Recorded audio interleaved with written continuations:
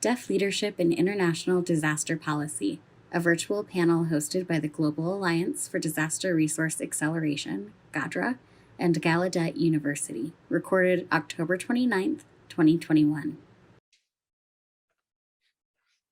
Excellent. Hello, everyone, and welcome.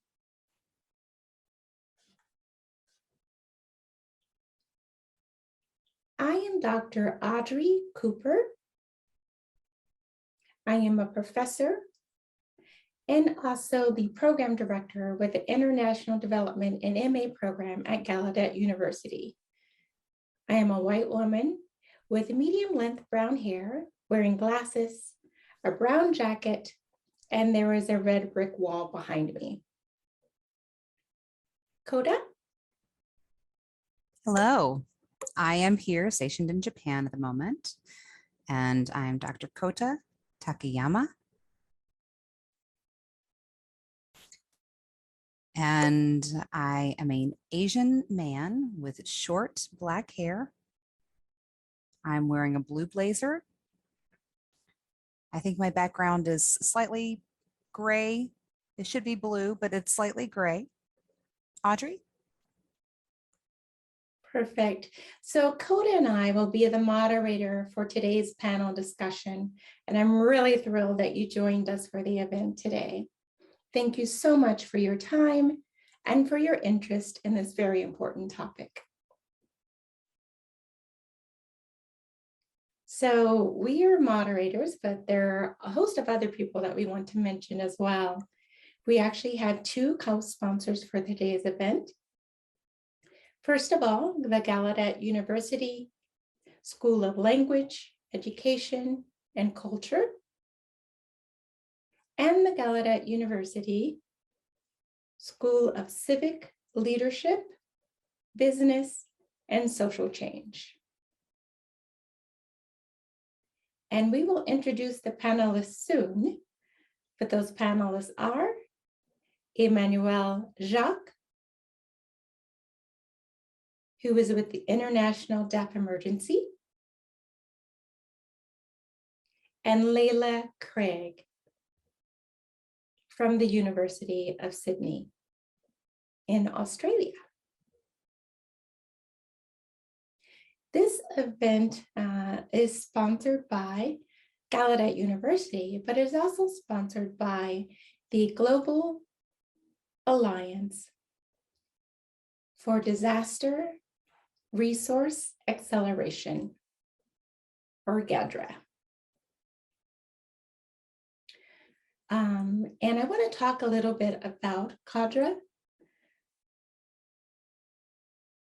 GADRA was actually launched in July of 2020 by 3 different disability-led organizations: the World Institute on Disability,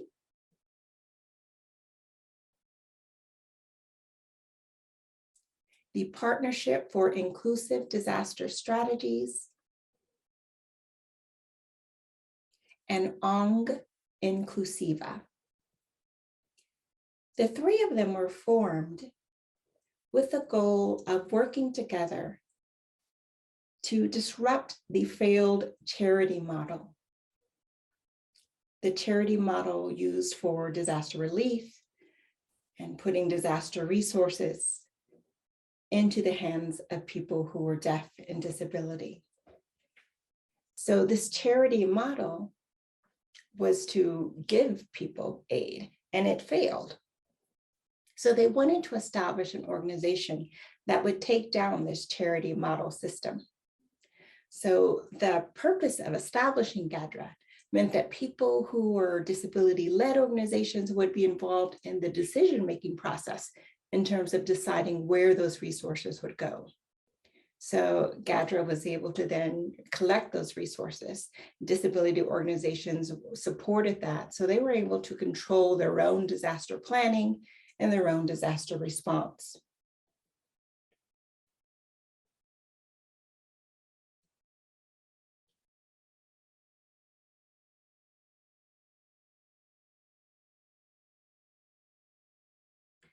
In December of 2020, Gallaudet University joined GADRA.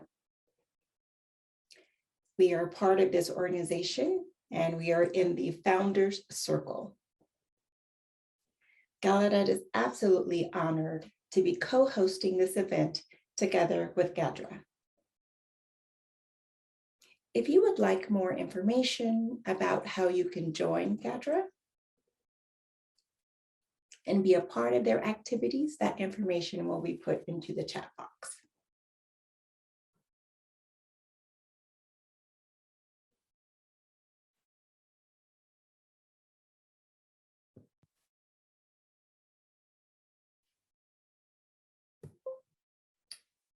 And next, I will turn it over to Kota for some comments about logistics. Excellent. So I have 4 things to cover in terms of logistics.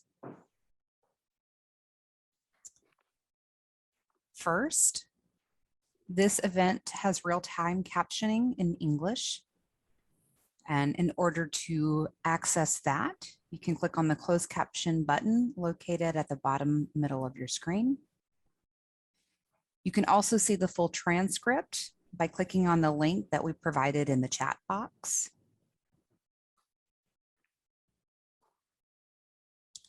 If there's any technical issues that you find yourself having, please add a comment in the chat box and we will do our best to help support you. And finally, any questions that you have for the panelist, please utilize the Q&A function rather than the chat. There's a Q&A icon at the bottom of your screen. Please include your questions there. I'm going to turn it back to Audrey to help cover some of the historical aspects of this panel. Thank you, Kota. We will introduce our 2 expert panelists shortly. But first, Kota and I would like to set the context for the discussion today. We also want to talk about some key international commitments. Do you mind going back 1 slide? Excellent, thank you. So today's panel has to do with disability inclusion and disaster reduction, which we refer to as DIDRR. This is a relatively new concept. If you look at this concept over the last 10 years, before that, if you look back, 50, 60 years, deaf people were very involved in setting up policies and also focusing on the infrastructure to actually be able to include people with disabilities at all levels. So that's the context that contributed to DIDDR. So I want to review 4 of the policies this morning. Or this evening, sort of depends on where you are as you're watching this webinar. But briefly, if I could speak to 2006, the Convention on the Rights of Persons with Disabilities. And then I will also talk about the Sendai framework from 2015. I will discuss briefly the 2016 charter related to inclusion of people with disabilities in humanitarian actions. And then lastly, I will speak to 2019, and that is the IASC guidelines on inclusion of people with disabilities. All right.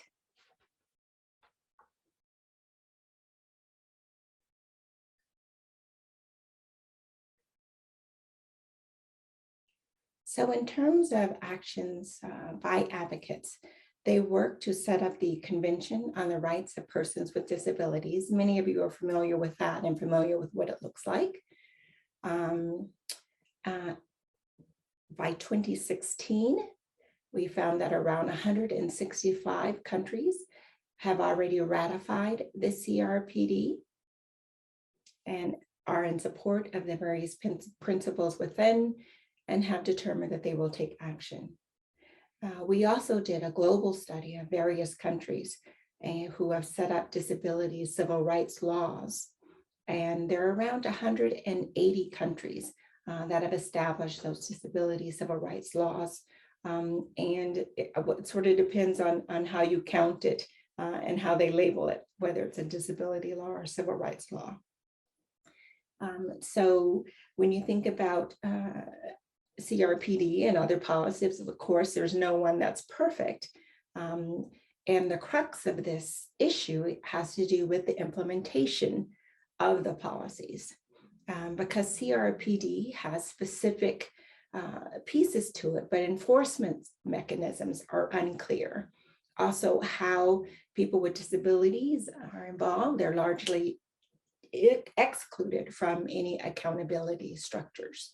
There have been amendments to that, but again, in terms of enforcement, that is an issue because it's not a law, right? You know, it's a policy where you're trying to convince people to cooperate and to set up these CRPDs. So what's important about this in terms of the future, people with disabilities and people who are deaf need to be a part of the accountability structure. And the next slide, please. This is something that came about in 2015.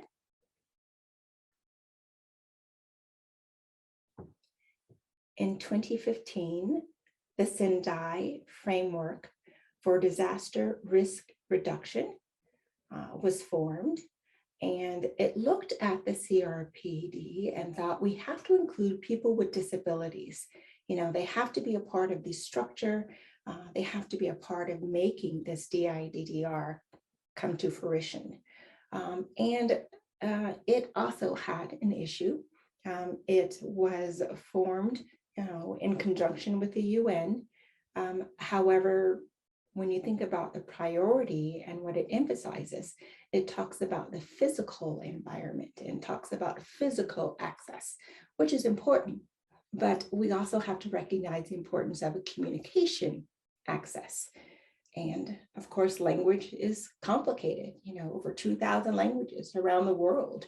So how do you translate it to make sure that each language and each culture is represented, especially when you think about including signed languages? So that's still actually a work in progress. And next slide, please. Then in 2016,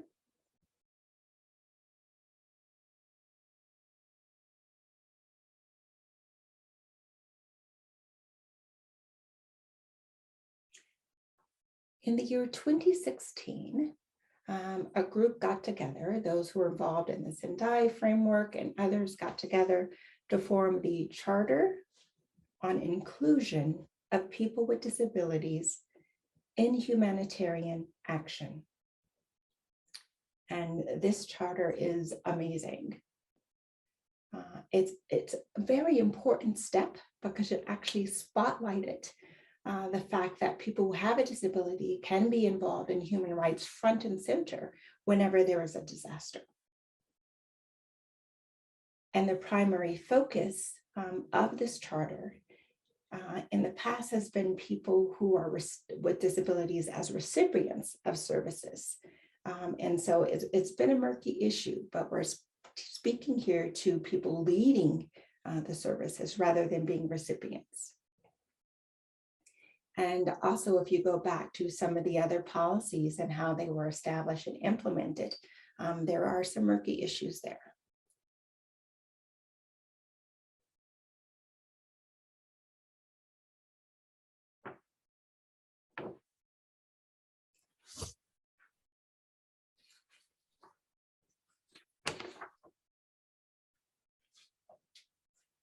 Then in 2019, the Interagency Standing Committee for Inclusion of People with Disabilities in Humanitarian Action they established IASC guidelines and inclusion of people with disabilities in humanitarian action.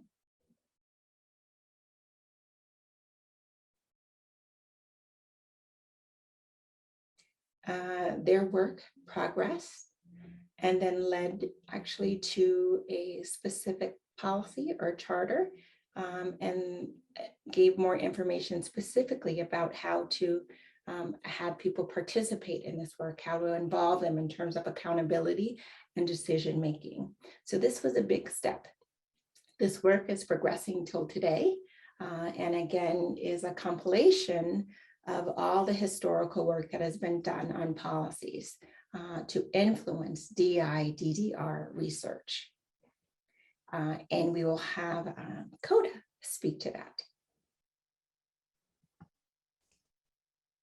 And I'm going to keep this quite brief because there is not a lot of research available on the DI-DRR focusing on deaf and hard of hearing people.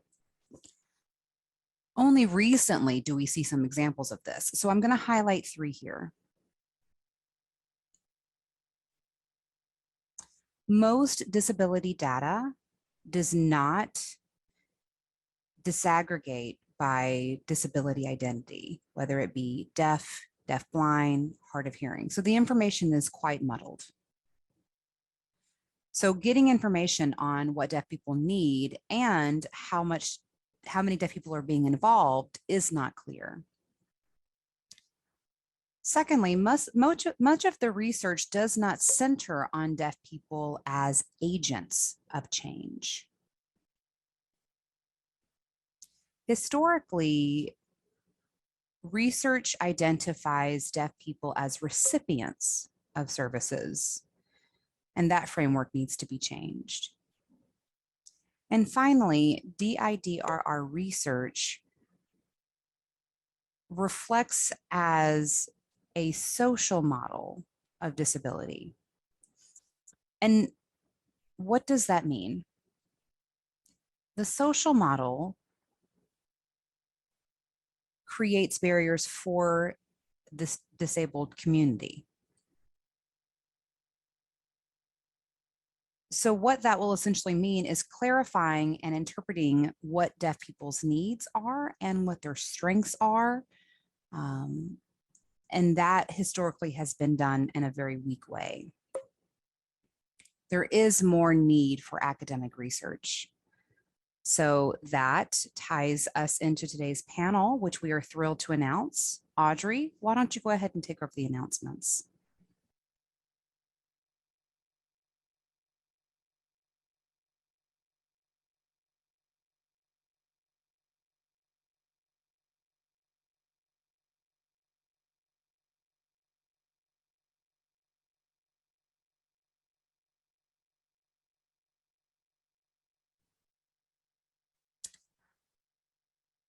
I'm going to go ahead and invite Jacques Emmanuel up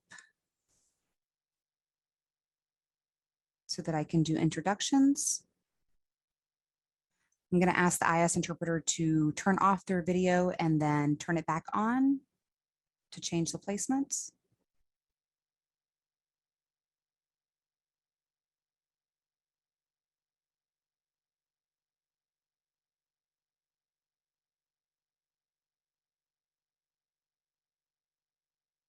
I'm honored to introduce Emmanuel Jacques. He is the founder and executive director for International Deaf Emergency, IDE. Emmanuel also is a member of a referral group that we briefly mentioned about. It's an intra-agency steering committee for inclusion of people who work with the disability community and humanitarian actions. He also represents the World Federation of the Deaf at the 2015 World Conference on Disaster Risk Reduction, which was hosted in Sendai. He has done various presentations at a number of different places and forums, including the 2016 UN Conference of State Parties in 2016,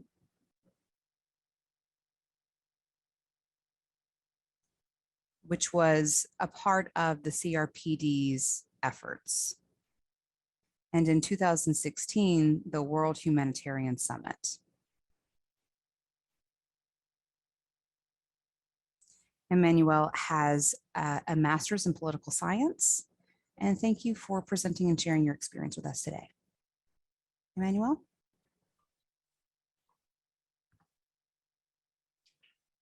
Thank you. I am showing the logo for the International Deaf Emergency Organization. I'll start with a description. I am a white middle-aged man.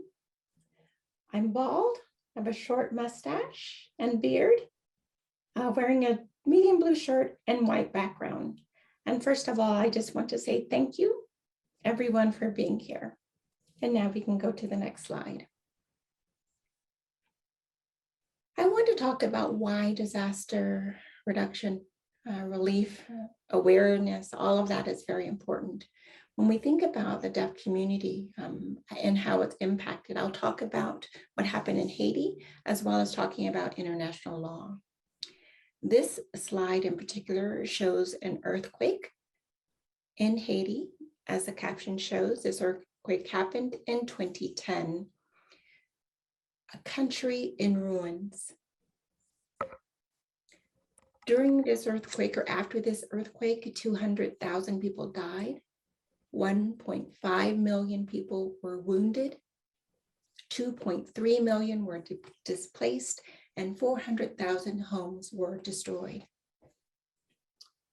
Definitely a disaster. And now the next slide. As you can see here, because there were a high number of people impacted, this picture here actually shows the central part of a refugee camp located in Hawaii, in Haiti, in Port-au-Prince. And it was near where the hospitals were and where they were able to distribute food to people. So when you think about deaf people in this situation, having no communication, no access to text messaging, being frustrated in terms of finding out where to get food, where to get medical care, where to get water, and move to the next slide, please. So as you can see this picture here, the red area that's framed on the slide, that is an area that shows the refugee camp. Compared to the other parts of the city. This is the inclusive refugee camp that's pictured here. So that was our first step when we went to Haiti. When we saw everything that was going on, we decided to meet and get everyone together at one place. So we asked for governments to get people together, people who needed access to resources of various types. We wanted to get them together in this inclusive refugee camp, understanding the area behind it is the larger space. So they had a missionary set up to run hospital services, first aid services, Red Cross services. And within Gallaudet University, we actually had a collaboration from Gallaudet as well to help us to set up a central communication. And that is shown on the next slide. So this particular slide shows people from Haiti, and there's one person giving a presentation.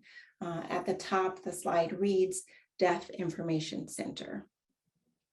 So it was an opportunity for deaf people to come together, to be able to communicate with the government and to know the people that they could contact during this emergency. We also wanted to find out how many numbers of people were injured, how many people needed psychological care, how many people were, affected by the communication issues. And next slide, please.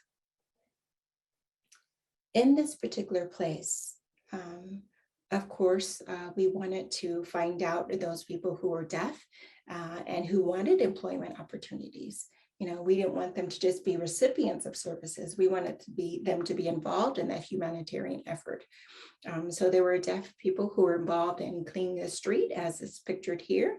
So we had about 20 deaf people who gained employment and who actually worked in the housing units with construction.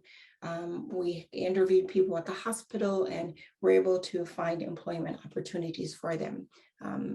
Specifically, there were 20 deaf women involved in this picture. So it helped not only them, but also helped their families. The title of this slide, Permanent Houses Building, shows the fact that they were able to erect homes. So you'll see them, a row of houses that has been built and then a row that is to be built. So these homes were given to the deaf community. So they then became homeowners for these 20 women. So the colorful houses on the edge of the slide are for those women. So it was a program that built about 650 houses, and about 150 of those houses were then provided to the deaf community. And this is in the city of Port-au-Prince in Haiti, and also in the Lebec area of Port-au-Prince. So it was established so that the deaf community could be there mainstream with the hearing community, but at the same time have access to sign language services. And the next slide, please. As you can see pictured here, there are a group of people who over 5 years who were involved in this building opportunity, helping with refugee camps and helping when there were emergencies. And you notice that a lot of money was spent doing that, building the deaf community. A lot of time was spent engaging the deaf community. And it was a good effort, but it can be done better. You know, if people are focused on preparedness ahead of disasters, of course, that's much better to have that, to be ready to face a disaster when it occurs. So with Hurricane Katrina, for example, that happened here in America in 2005. That was quite a disaster. A lot of people died during that disaster. It cost about $125 billion to recover from the disaster. And there was a university who did a study, Washington University did a study. I believe also St. Louis was involved in that study. And they talked about preparedness and what needs to happen before a hurricane hits. And if that preparedness had been done, it would have saved lives. It would also have reduced the cost by about $7 billion. So that's a large sum of money. So what this means is if we invest in just $1 in terms of preparedness planning, then we can save $17 in terms of what happens after the disaster. So disaster reduction is very important. And we talked about that with the community, deaf community there in Haiti, and we talked about accessibility for people with disabilities. And so the question comes up, how can we involve people in the community more? The deaf community in Haiti needs to be represented well on a local, national, and international level. That's so important in order to make this community thrive. And if we move to our next slide, you'll see some individuals who are deaf who are meeting with a group of other Haitian deaf people and talking about this topic. Part 2, what can we do in terms of deaf community building? And next slide, please. Go back one slide.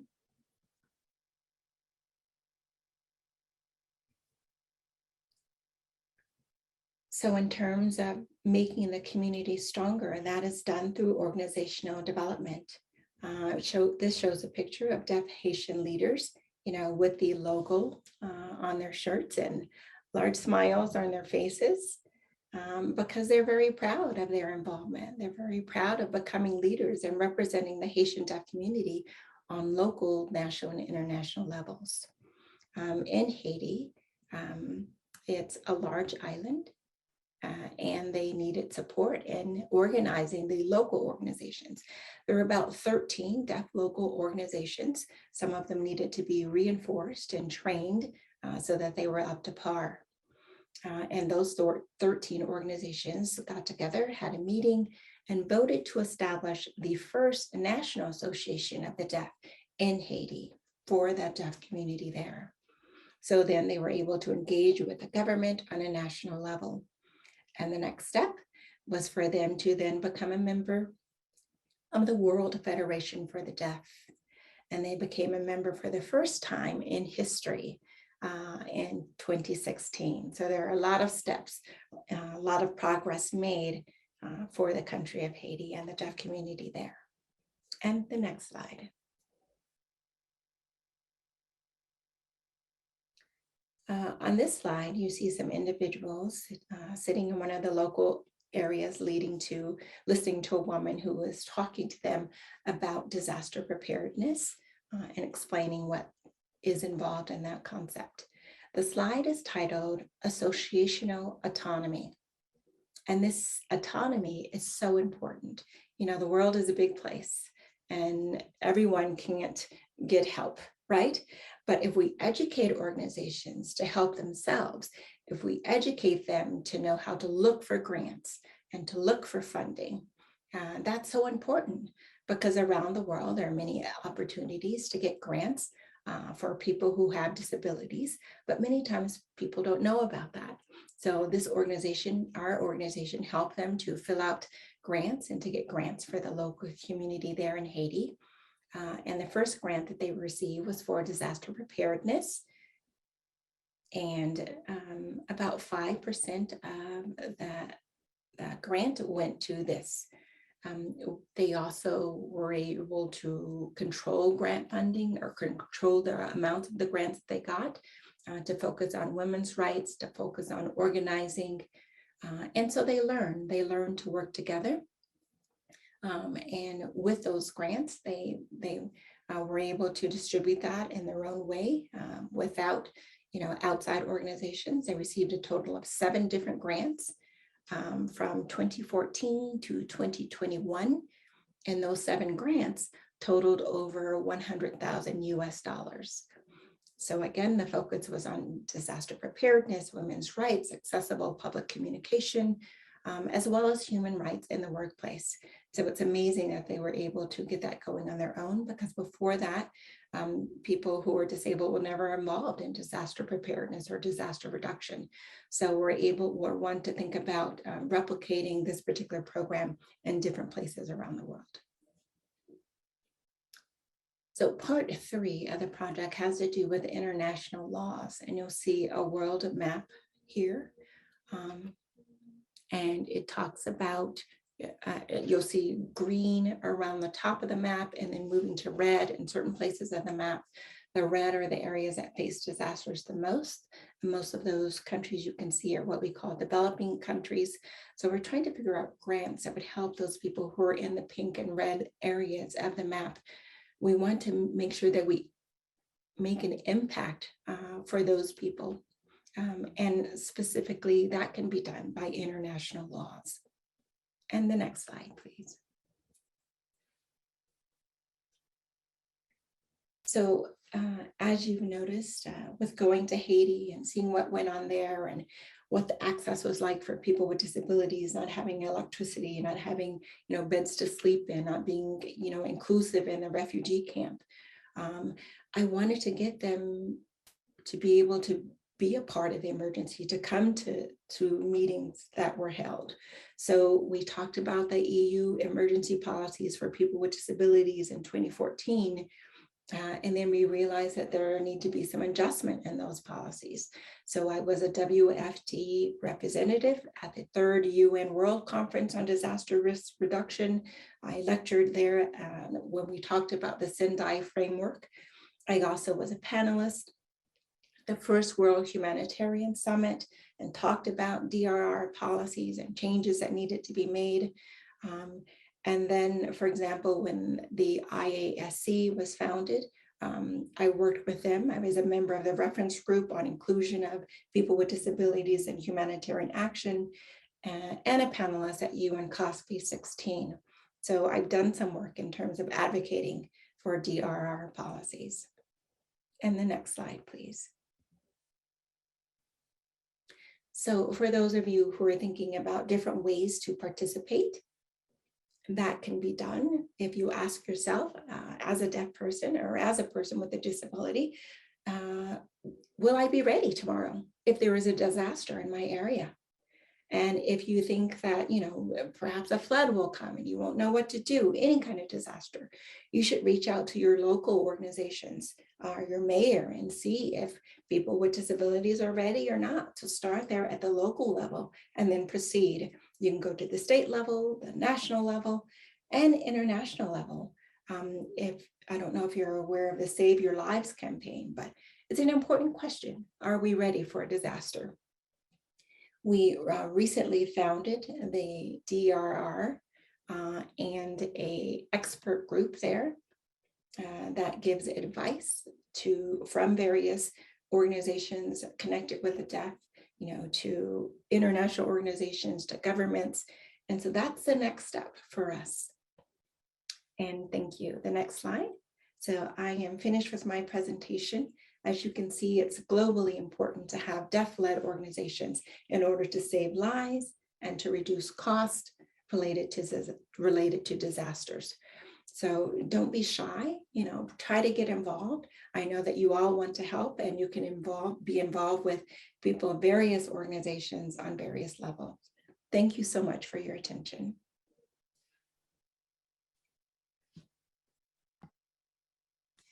Leila, give us one more second before you come on screen. Thank you. Thank you so much. Hi, everyone. Thank you so much, Emmanuel. That was a beautiful presentation.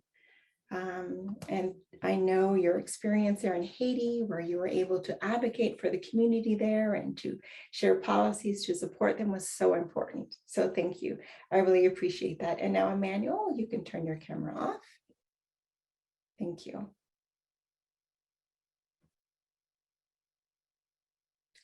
And next, I would like to introduce our next presenter, Leila Craig. And Leila, if you can turn your camera on. And for the international interpreter, can you turn your camera off and then back on again, please? Excellent, thank you. All right, so now I am honored to introduce Leila Craig.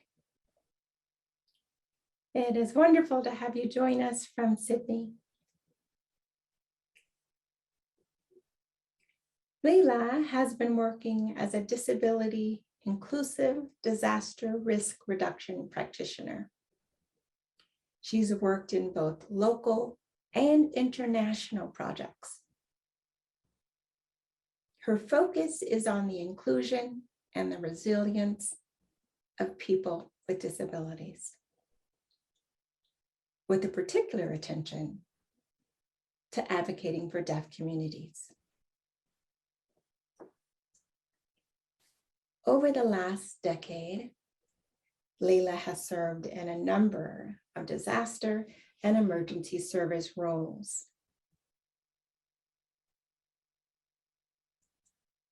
Those various roles include her working on the design and implementation of the project on increasing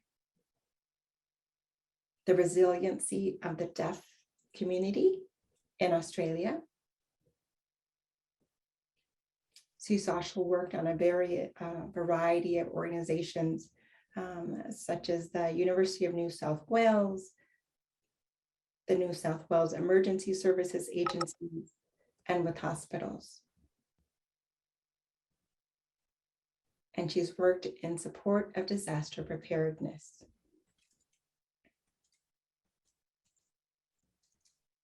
She's done research there in Australia in relation to the deaf community and their experience of disasters. And currently, Leila is a PhD candidate at the University of Sydney hoping to complete her research soon at the University of Sydney, Australia.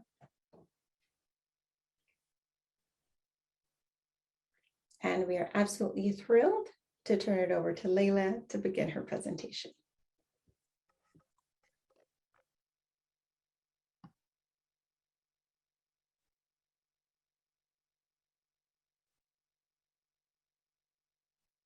Hello, everyone. Thank you so much for inviting me to come and present to you all today. I'm happy to see you all here.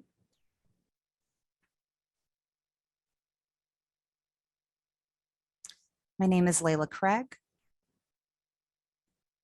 I'm half Asian, half white. I identify as a woman with black hair and a bun, and I'm wearing a black shirt, and I am sitting in front of wooden blinds.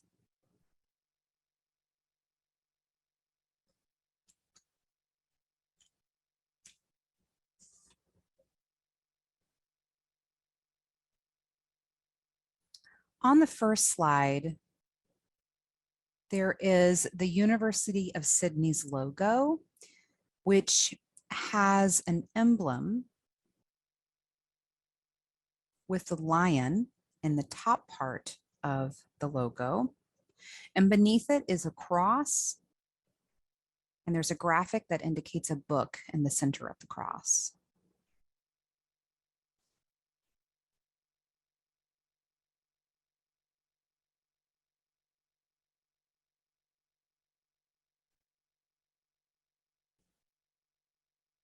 Today, I'm going to be presenting about policies involving the UN international policies and how that affects national and local policies and what this means for the deaf communities.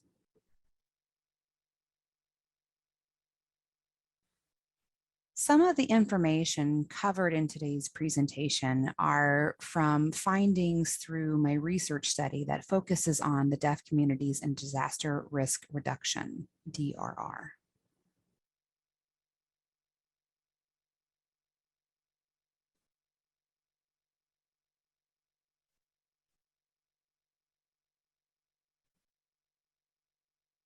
Next slide, please.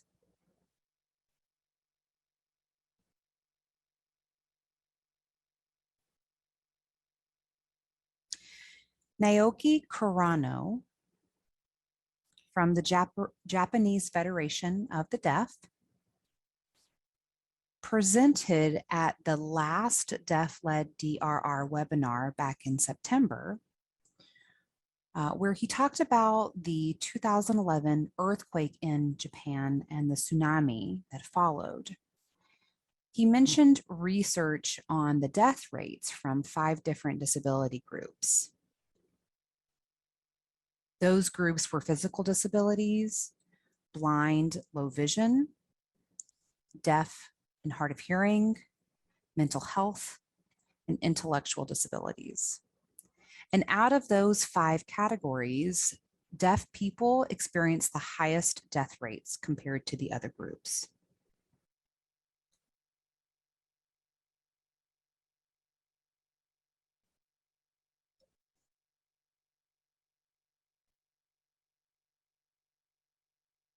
Next slide, please.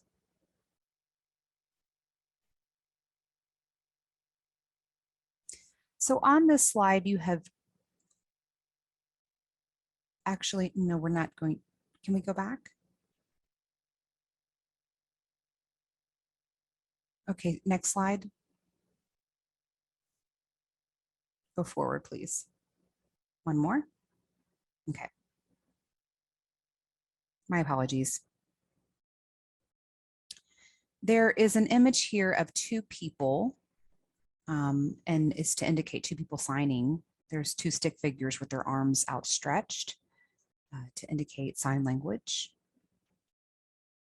And then below that is the symbol of sign languages.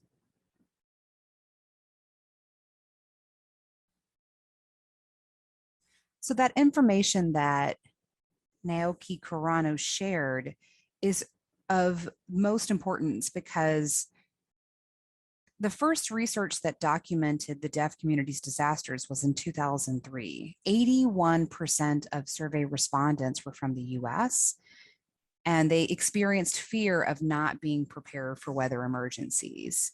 And the reason why is because there wasn't enough information disseminated.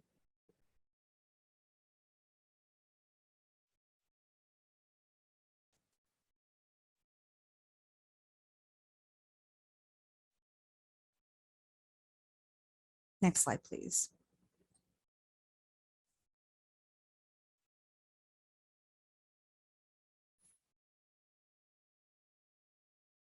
This slide has an image of what appears to be a female presenting person in the pose of contemplation in front of a desktop computer. The text in the white thought bubble says, well, above it, there's a text that says 18 years later. And then underneath it, it says this problem still exists worldwide. So disasters are still happening. This is still an ongoing issue with the deaf communities. And it's evident in Carano's presentation on deaf people during the 2011 earthquake and tsunami in Japan. So time and time again, deaf people are facing these barriers. Why is that?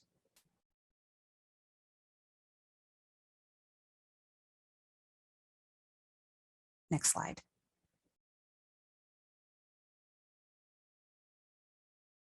So this slide has 3 images that have a red circle and a red cross through them. The first one has the symbol of I to indicate information. Then there's a symbol for interpreting or sign language. And then third, there's an image of a box that has various items in it to indicate like a medical kit with medicine, food, and other types of resources in that box. The problem is not because we cannot hear. The problem is because the system is a barrier to us. We don't have enough information or access to information or support like interpreting services or services that people would need in the event of a disaster, shelter, food, and other basic needs. Having access to those 3 things would decrease the risk. Just like any other population, be it a hearing population or not, if you don't have access to information, resources, and services, then of course you face higher risk. So focusing on getting access to the system is what I'm going to be talking about next.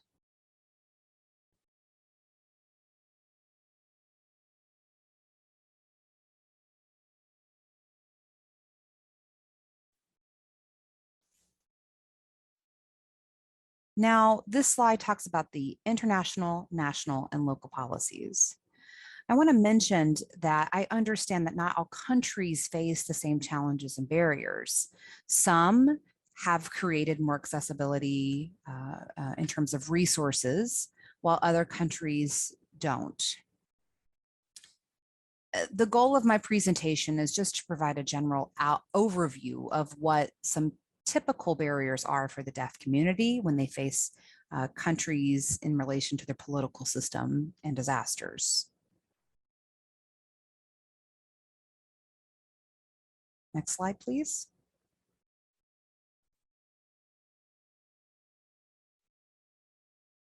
So on this slide, there's a map, and the UNCRPD has highlighted the 195 different countries that have ratified the UNCRPD.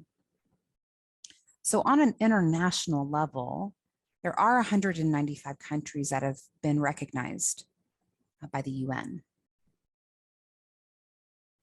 And as Audrey and Kota have mentioned, the UNCRPD covers the human rights of people with disabilities in general and in everyday life. In the UNCRPD, there is a particular article, Article 11, which focuses on situations on risk and humanitarian emergencies.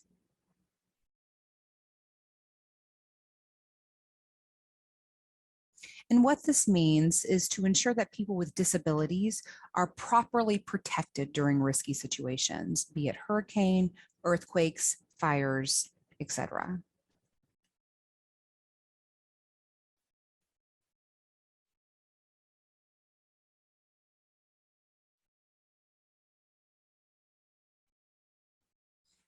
Going back to the UNCRPD, there are a total of 165 countries that have ratified it.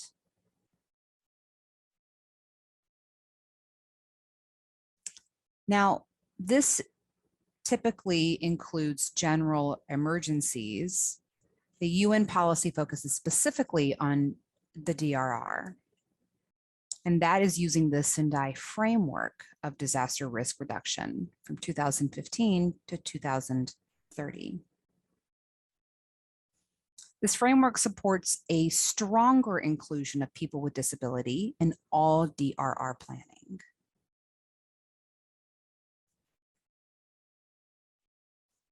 So far, 187 countries have adopted the Sendai framework. And strangely enough, this is more than the countries who have ratified the UNCRPD. However, remember that these UN policies are generally more of a commitment and not mandatory for the governments to follow and put into actual practice in their countries.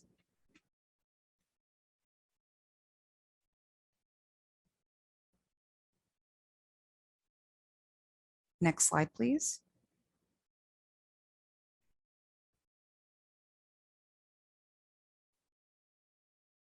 Next is the National Disability Laws and Acts. Both Audrey and Kota mentioned earlier that there are 121 countries that have disability laws and acts in place. However, how many of those disability law and acts cover emergencies?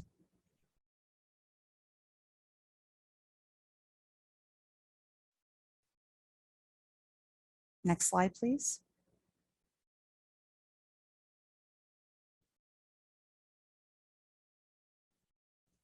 On the slide, there's an image of 3 rectangles, and the first text says the UNCRPD/Sendai framework. The next one says National Disability Laws and Acts. And at the bottom, it says local government policies. There are arrows going back and forth between each of those rectangles to indicate that they are interreliant on each other. The answer to my previous question is that it's open to interpretation. There are some laws and acts that are very clear, they're transparent, while others are vague or outdated. Some of those laws and acts support international and local government policies, whereas in other countries, there are some limitations to whether it's on the international or national level, but it does not necessarily tie into the local level needs. While even more have even less connection. Next slide, please.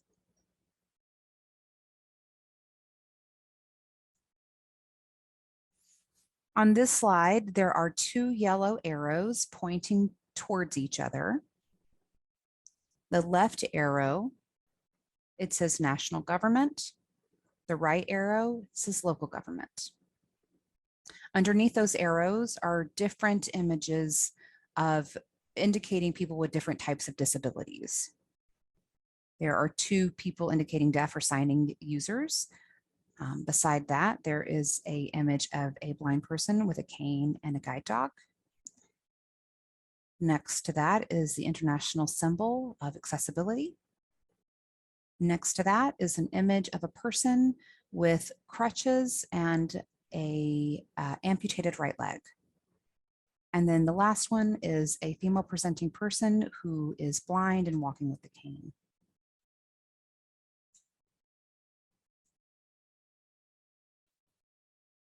One thing that still isn't clear between many national disability laws and acts and local government policies is that how people with disabilities are supported on a national and local level during disasters.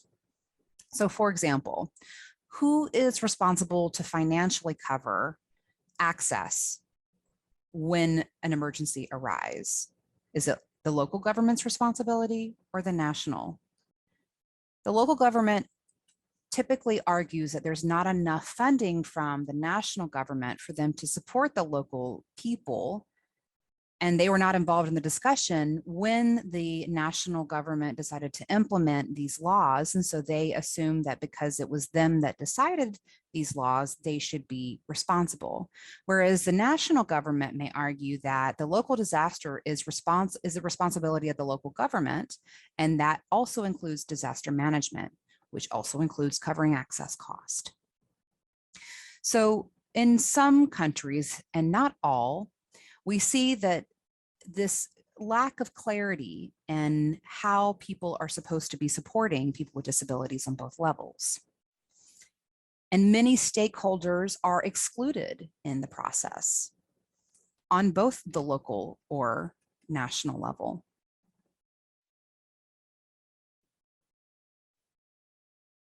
Next slide, please.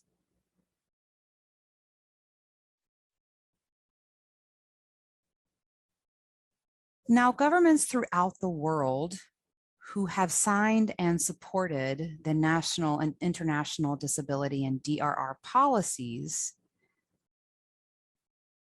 other countries in the world see that as very positive. They consider those countries progressive. But in actual practice in country, it's not as easy to implement. Why is that? Well, first, most are focused on increasing access for people with disabilities to emergency information. That typically is policy centered between the UN agencies. And there's not enough attention on the local and national governments. There's less attention being given on the ground. The national governments aren't familiar with what's going on a local level. Second, there are a lot of hidden costs involved. That typically includes budgeting money for interpreting services, captioning, accessible transportation, housing, carers, etc.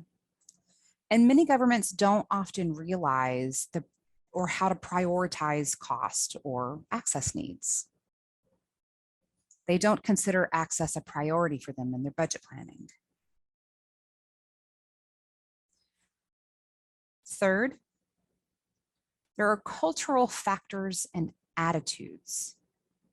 Some people with disabilities face a stigma in several countries, also a tremendous amount of exclusion in their countries, particularly during a national disaster. So despite some governments having signed international and national policies supporting people with disabilities in their country, it doesn't actually mean that they do support, apply, and practice them in their countries. Sometimes they do this to make their countries look good from the outside, but not actually providing adequate support. Fourth, capacity. The level of capacity for some countries to implement disability laws and practices internally vary. Some countries don't have the necessary resources that they need to implement the laws and practices. That could be because of funding issues, timing, or insufficient human resources.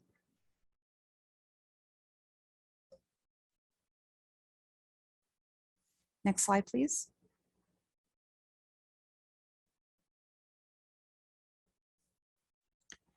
Now, here on this slide, there are 8 different images, and they all include interpreters who are standing alongside some person who's making announcements. These are all announcements made in different countries. What does this mean for deaf people? In light of the COVID pandemic, more and more interpreters are being present on the TV screen, far more than before. This is wonderful to see. This increases awareness on deaf people and sign languages. But then the question becomes, is that enough? Are we still getting the same level of access to emergency information like our hearing people and neighbors? So having an interpreter on the screen, does that help us get the skills that we need to prepare and recover from disasters? The answer is no. Access to emergency information in sign languages is only one small part of a much bigger picture, which I'll explain next.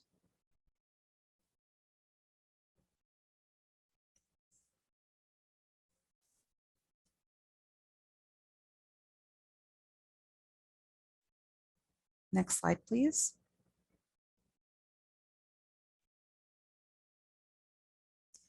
Equality versus equity.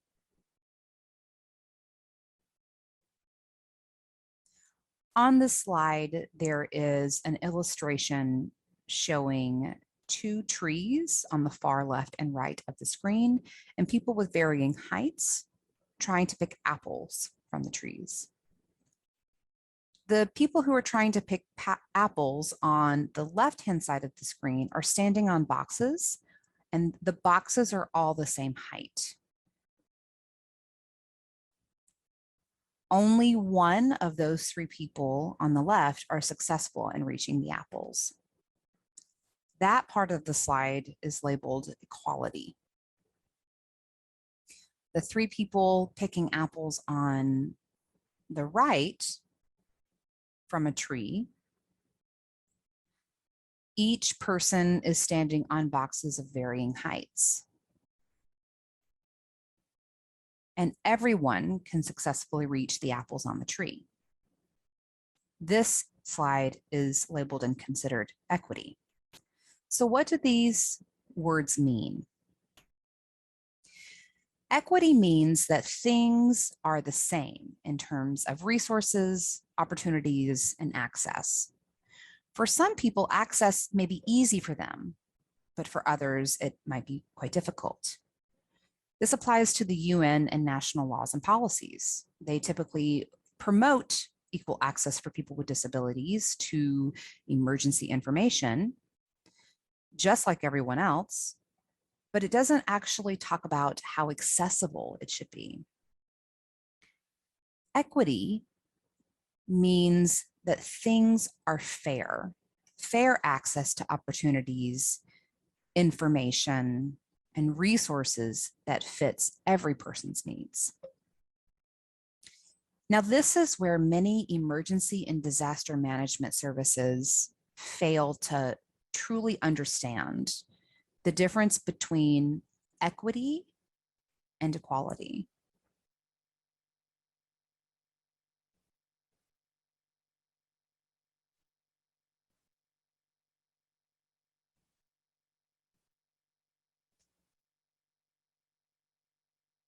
And I'll explain more on the next slide, please.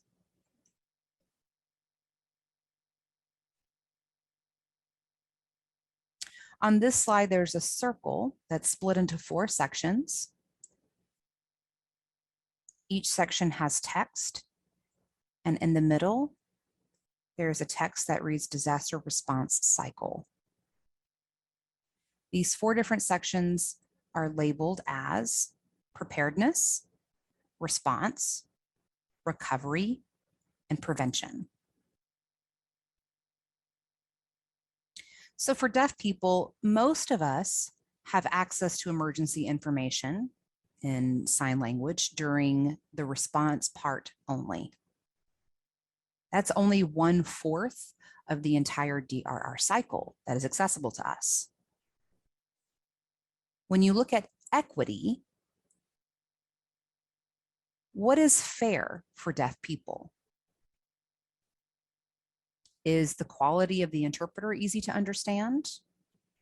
Just because there's an interpreter on the TV screen does not ensure that this interpreter is qualified.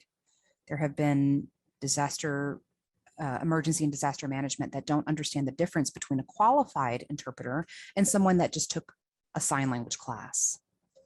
Is this fair? What about accessing emergency preparedness, recovery, and prevention information in sign language as well? Hearing people have 100% access to emergency and disaster information during the entire DRR cycle, all 4 parts. And they're also made available in multiple spoken and written languages. So why do we not have the same for sign languages as well? If you look at the international emergency agencies, you can find information available in different languages, but not one of them have it available in sign language. Is that fair? Next slide, please.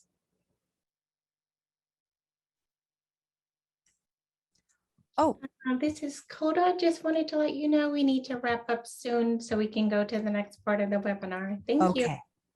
Okay, great. We can go ahead to the next slide then. Next slide, please. Next slide.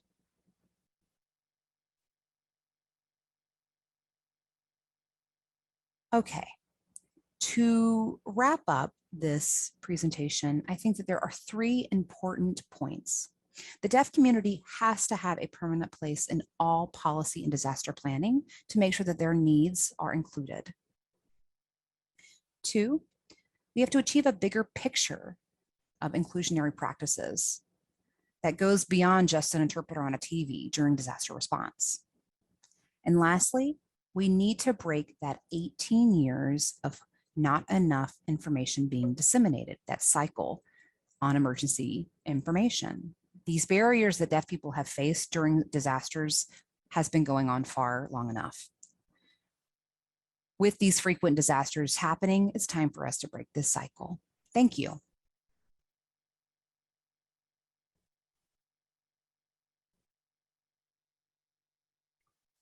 Excellent. Thank you, Lala. You've really touched on and tied in so many parts of this presentation, talking about local and national and international. And I definitely am looking forward to more of a discussion as we move on. And so now I will invite Coda and Emmanuel to join us. And we will move on to the moderated discussion portion of our webinar.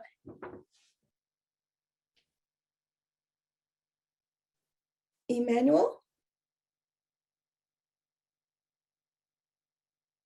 Waiting for Emmanuel to join us.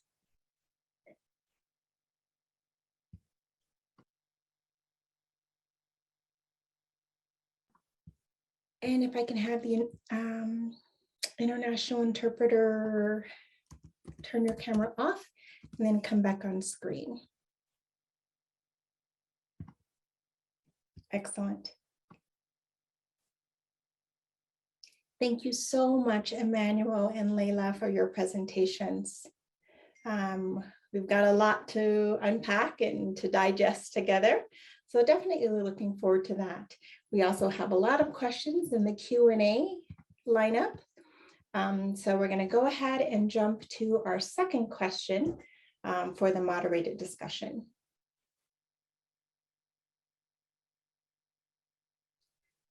Excellent. So as both of you just talked about your experiences being involved in DRR, what got you interested in those policies and what aspects have you noted that you can comment on today? Both the policy part, how did you become involved in that?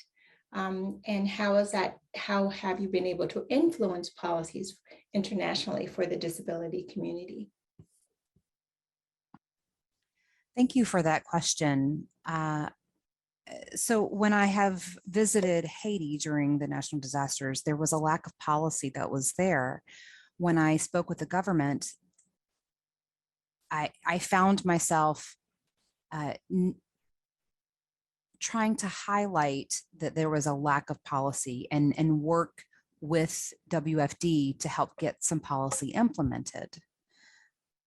And recognizing that this is going to have a powerful impact on the country. And Leila, sure. For me, I've been directly involved with the government on international policies. I have really been involved in researching those topics.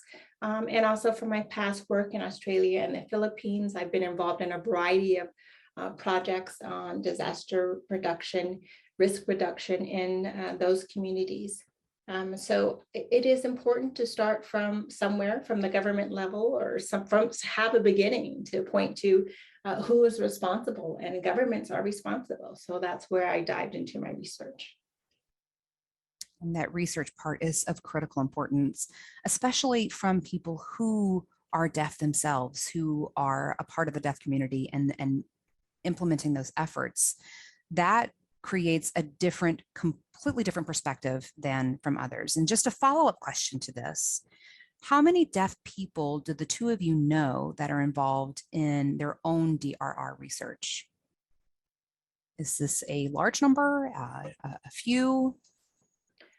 This is Emmanuel. I would say it's a pretty small number. I know that I'm thankful that Gallaudet University is co-hosting this presentation, because that has an impact. But around the world, when you think about it, really, there are not many. We definitely need more. And this is Leila, I agree. I think it's a good question. I agree with what Emmanuel shared. I do hope that in the future, we will see a larger interest in this research in DRR. But currently, the numbers are very few. All right, thank you. And Coda, do you want to handle the question on the next slide?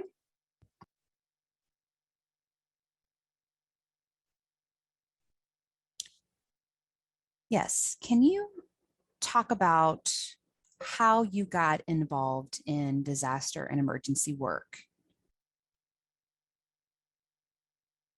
And either one of you could start. Sure, this is Emmanuel. I worked there in the United States. That was back in 2010, and it was at the embassy, and it was around the time of the earthquake that happened in Haiti. So I was working at the embassy for France, and then met some people who were born in Haiti who was talking about what happened there, and we got together. And because I speak French, they then thought I would be great to work with the government and people there, and to share my feedback and ideas at the various meetings that they were having when they were giving clothing and other supplies out to folks.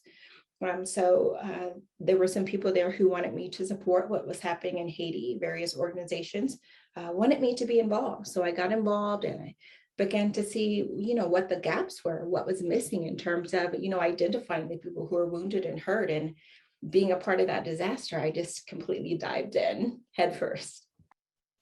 And this is Leila. I think it's been a mix of personal and professional experiences. I grew up in California, which we are known for our earthquakes in California. And so we had that as a reoccurring experience. And then I moved to Australia, and here we have quite a few bushfires that happen.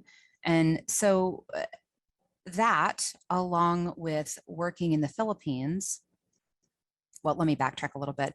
It started with a project because my personal experience gave me some knowledge of natural disasters, but I didn't fully understand what a big impact this really was until I started this project here in the Sydney area. And I started to gather some data. I started to collect some information on deaf people and their experiences with natural disasters. And that made me realize that there is a tremendous gap, a huge disconnect between emergency services and the deaf community. Some of the information wasn't available or was outdated.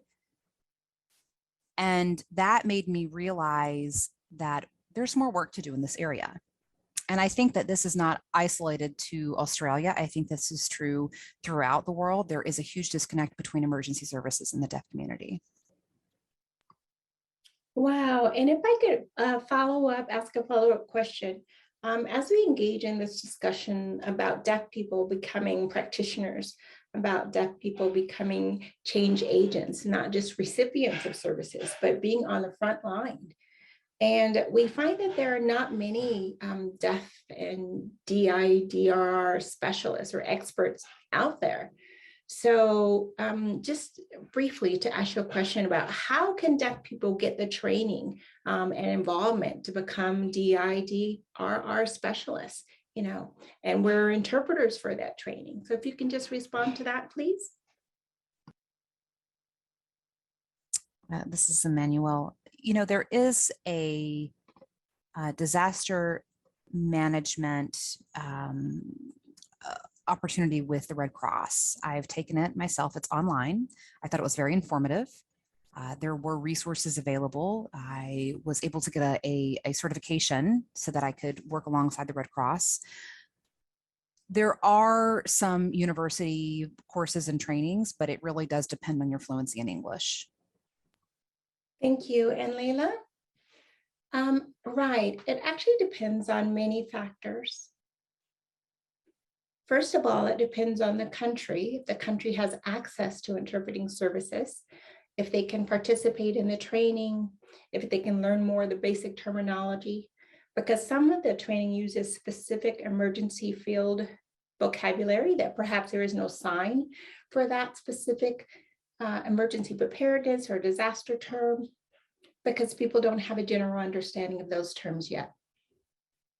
So I think that if they have the ability to get access and they're motivated to be involved, then I would definitely encourage them to be involved with local disaster risk reduction programs or with the Red Cross involvement with the training that they provide. One thing that I've noted as an area of concern with training, when you have people who are deaf and people with disabilities and they're lumped together in one training, it's difficult. It's better if there's a deaf-centric training that follows the deaf way of teaching and that accommodates a deaf person's ability to learn in that environment. That gives them time to process and to pick up the information rather than being with a disability group, because it is sound-based. And so the speed of the transaction and the speed of the conversation parallels culture, hearing culture. So I definitely think the two groups need to be separated. Thank you for that. And that is the reason why we need deaf leaders in DRR. This is a great way to start that discussion. And Audrey, do you want to start in the sense of time? Yeah, I think we need to jump to Q&A because of time. We've got a long list of questions, so let's jump to Q&A. We've got some wonderful questions that have been posed there. And the first one asks, how can we as deaf American emergency managers help support your mission of educating other countries, their governments, and their citizens about preparedness, about response, about recovery, mitigation of damage, and also protection? How can we here in America help to educate those folks from other countries? I think that it's good to start with FEMA and doing some work on a local level, getting some experience there, then can tie you into working with the World Federation of the Deaf, becoming a member. The DRR Special Interest Group will work with deaf organizations in various countries. And then in the future, then working with other organizations and trying to get grants to foster more education. Leila? Sure, I think we could do that. But again, there are those factors that are involved. It's great if American people want to get involved in supporting other countries. However, we have to be careful in terms of how you're included in those other countries, because maybe your practices and your approach is different in America as compared to other countries. So with any country that you want to support, you must first understand the culture of that country first before you go ahead and try to be involved. So yeah, definitely that's what I would say, is that basically you have to understand how the system in that country works, because not all countries are run the same as America. However, it's great, you know, if you want to be involved and to offer your support, just be careful and have mentally that in mind, the cultural linguistic factors that influence practices in other countries. Yes, and this is Emmanuel speaking, especially those organizations who ask for help. It's really important to learn the local sign language that they use there, and making sure that you're respectful of their culture and their country. Yes, absolutely. I agree. So before we go on to the next question, I want to recognize that there are 2 people in the group today that have raised their hands and want to ask a question.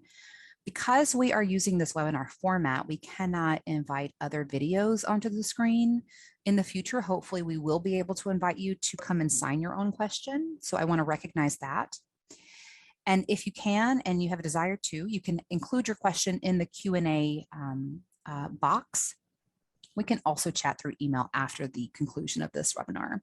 The next question is, how do deaf people know that an emergency is happening? And this is a general question, especially people who are deaf and with intersectional identities. Maybe themselves they're a pregnant woman, a person with mental health. There are various groups of people that we need to recognize. How will they know that an emergency is happening?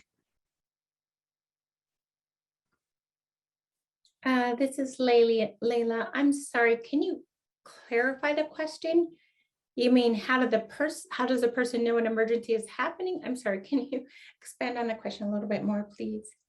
So this was my interpretation of the question. I'm reading it from the Q&A box, and it says, how do deaf people know that there is an emergency?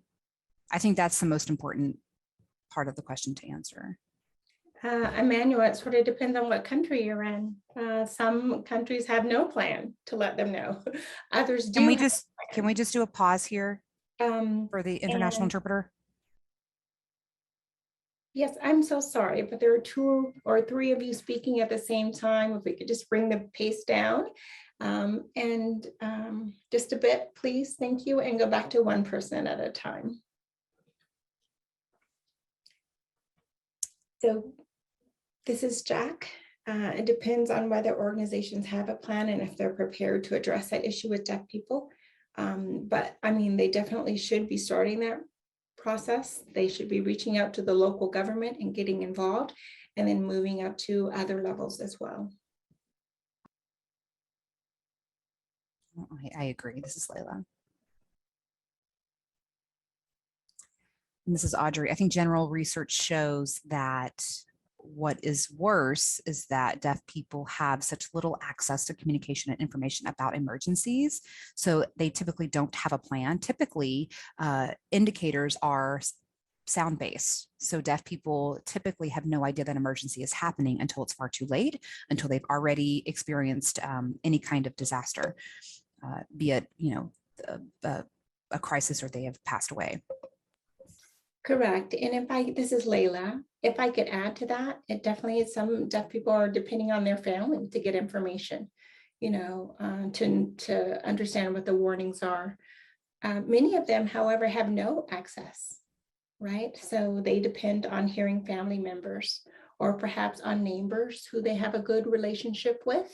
The neighbor will check in on the deaf person and say, hey, this is happening, and let them know what should be done.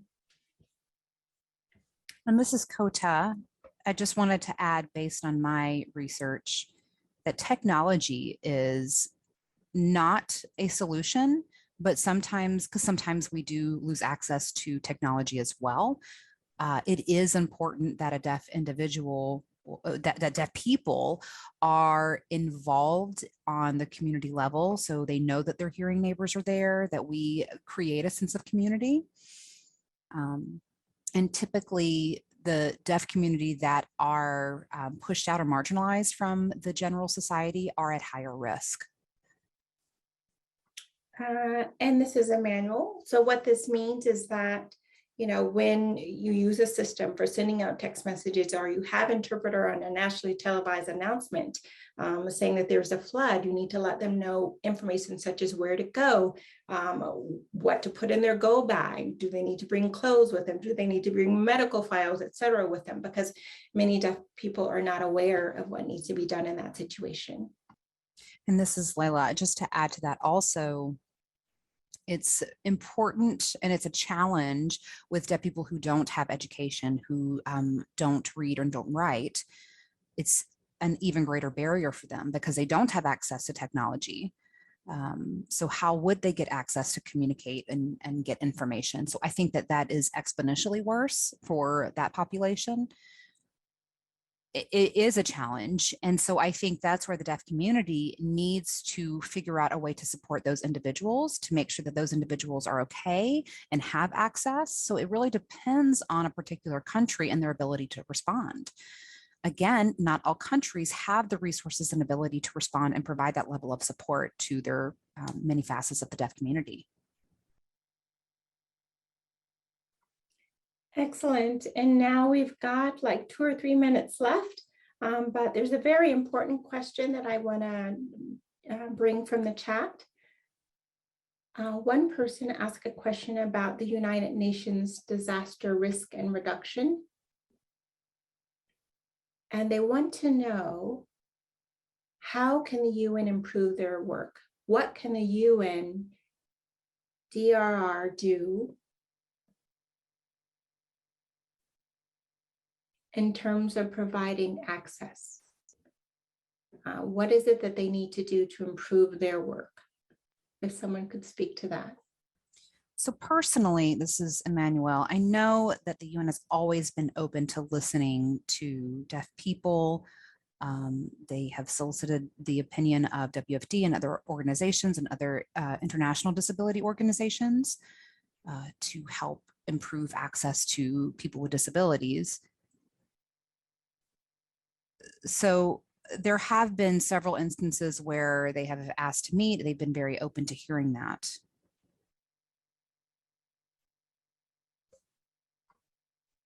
And this is Leila.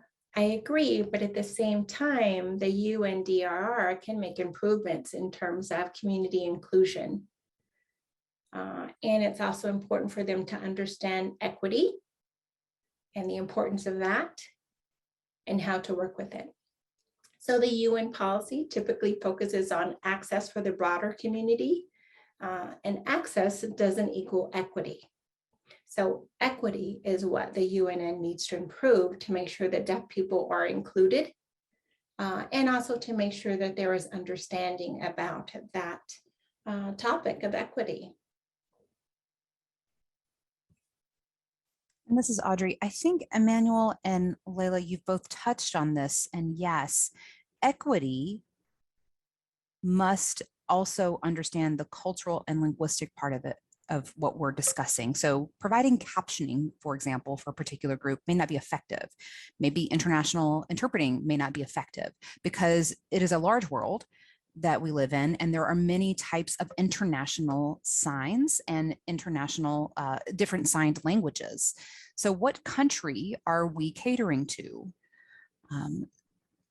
I think really understanding the language part first is so important. That also includes indigenous languages and cultures. And somebody in our audience asked that question. Unfortunately, we don't have time to really get into it, but are we really considering local dialects, be it spoken or signed? How do we include these underrepresented places in our world, in our work?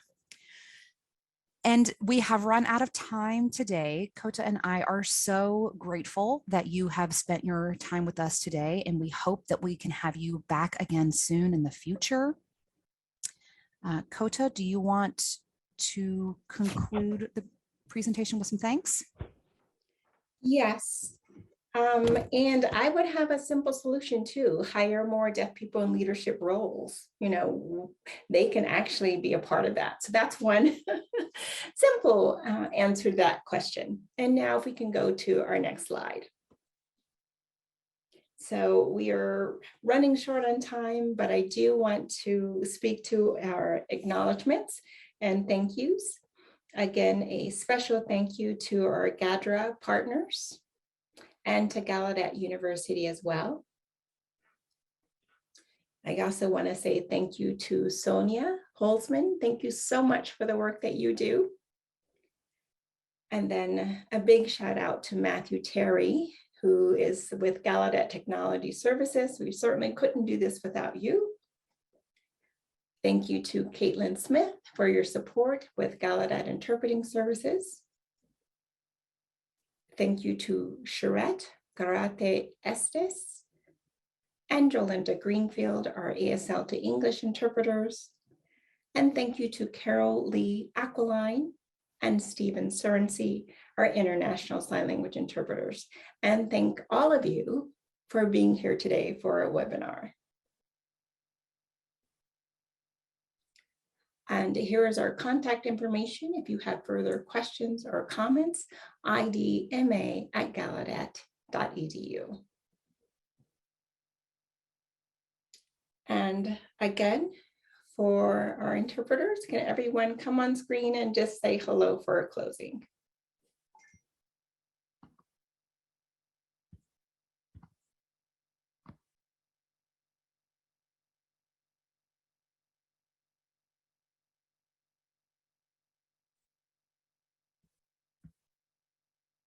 Thank you, everyone. A big round of applause for your work today.